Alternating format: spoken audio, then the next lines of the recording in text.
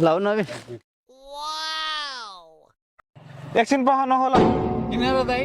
खाना पायो भनेर क्वाप्प नखानु बस्न पायो भनेर थ्याच्च नबस्नु के त्यो भन्ने उखान छ नि उखान त छ दाइ तर किन भन्नुभयो त नि त्यस्तो यो खाँदा के फरक पर्छ र दाइ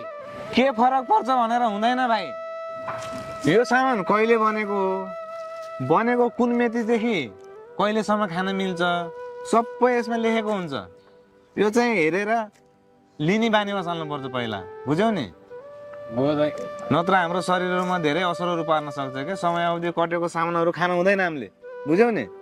अब त्यो लेखेको छैन भने त्यो सामानै नलिने फेरि ए बुझ्यौ नि ल हेर त यसको नि 1.5 महिना चाहिँ समयावधि नागिसकेको रहेछ हो रहेछ त 1.5 महिना कटिसकेछ त ल हेर हेरेर लिनुपर्छ नि सामान जाऊ चेन्ज गरेर आऊ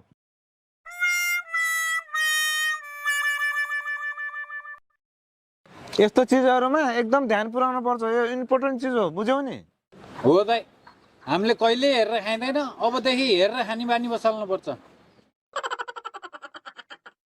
साउजी कस्तो चिसो दिनुभयो डेट एक्सपायर भएको रहेछ यो त डेट एक्सपायर कहाँ उनी मैले डेट एक्सपायर भएको देखेकै छैन कहाँ तपाईँसँग नलाउनु तपाईँसँगै लगेको हो नि अहिले भर्खर तपाईँसँग लगे होइन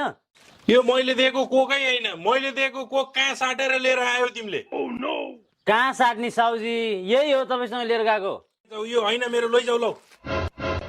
कहाँ तपाईँको नहुने साउजी तपाईँसँगै लिएर गएको होइन यो मैले डेट एक्सपायर भएको कोक बेच्दिनँ अघि भर्खर तपाईँसँग लिएर ल है त साउजी भनेर हिँडे होइन म नहुनी झुटा आरोप लाउँछौ यो कोक मेरो हुँदैन लएर जाऊ लौ अहिले फेरि लपेट लगाइदिन्छु फेरि कस्तो लपेटा लाउने भन्नुभएको यो तपाईँले मेरो कोक हुँदै होइन मैले डेट एक्सपायर भएको सामान बेच्ने तपाईँ अनि हेर अहिले चाहिँ बेचे होइन भन्ने मैले डेट एक्सपायर भएको सामानै बेच्दिनँ अहिले फेरि दिन्छु फेरि यो कोक लिएर जाऊ के हात यस्तो गर्नुभयो डेट एक्सपायर भएको सामान बेचेर यो कोक मेरो हुँदै होइन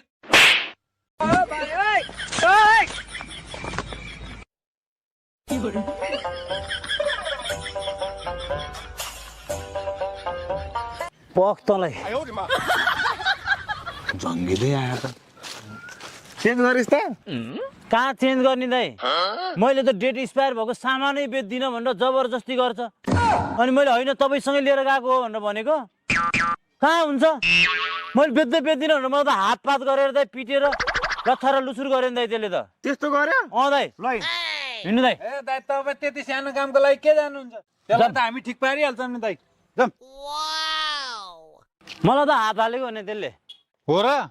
कस्तो छ त त्यो मोटे ह मोटे हा तँलाई लुखुरे देखेर हेपे होला पख त्यसलाई ठिक पार्नुपर्छ त लास्टै सिखरी भइस् क्या यार त्यही भएर तँलाई हेपेको त्यो साउले यही हो ओ साउ के हो एक्सपायर कोक दिएर अनि दादागिरी देखाएको ओए कोला दादा देखाएको के हो यो दुब्लो पातलो देख्यो भनेर हेपेको थर्काएको एक्सपायर सामान बेचेर कसले एक्सपायर सामान बेचे मैले मेरो पसलमा एक्सपायर सामानै छैन हेरै साउ झुटो नबोल राम्रो छ व्यापार गर्न भने गर नत्र भने यस्तो थर्काउने उ अनि दुब्लो पातल देखेर हेपिसाने पिटाइ हान्छस् फेरि कोला ओए भनेको कसलाई ए तैँले मेरो भाइलाई पिटेर पठाउनु नि तँलाई मैले ओए भन्न नहुने जिउ जिउ गर्नु पर्ने ए ततरमा मर्ने को हो त हँ ओए के हो बढी भएको के हो त एक्सपायर सामान बेचेर बढी हुन्छस् हो दिम ओए दिम मेरो बढी हुन्छ मेरो पसलमा कुनै एक्सपायर सामान देखाइ त ल ल तँलाई यहाँ व्यापार गर्न मन छ कि छैन भन् मेरो पसलको सामानै होइन यो यहीँबाट लिएर ओए तैँले यहाँबाट लिएर तँसँग अनि हेरै बढी नबोल है यहाँबाट लगको सामान होइन यो फेरि अहिले फेरि लपेट के हो तैँले मान्छे सिक्री भयो भनेर हेपेको कोला के हो देखाइ होइन स्टोकिनारलाई ओए भाग कोक